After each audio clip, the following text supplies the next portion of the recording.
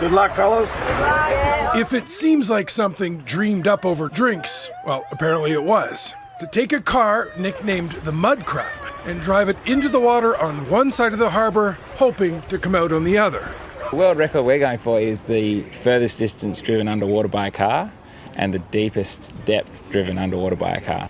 Now, Darwin Harbour is in the Northern Territory of Australia. It's about 7 kilometres across, and at its deepest, the bottom is about 30 metres down. At that depth, there's a lot that can go wrong, or to put it another way, there's a lot to ignore. Just got to act like it's another day in the office and just get the job done. It's really how I'm thinking about it.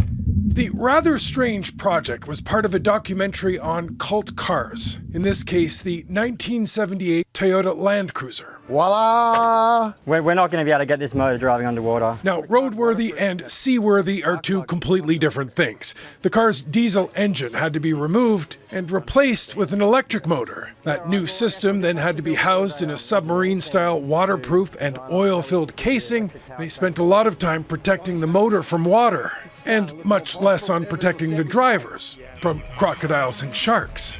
I'm pretty sure a bright orange car coming towards a shark or a croc that I've never seen before aren't going to be hanging around at all.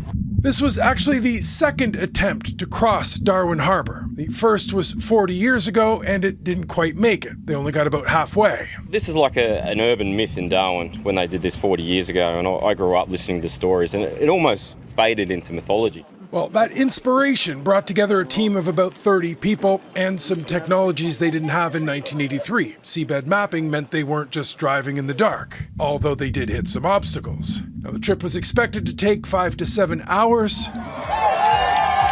Mudcrab resurfaced to cheering crowds after about 12 hours. They answered the question, could they do it? The question basically left unanswered is still, why? Mike Armstrong, Global News.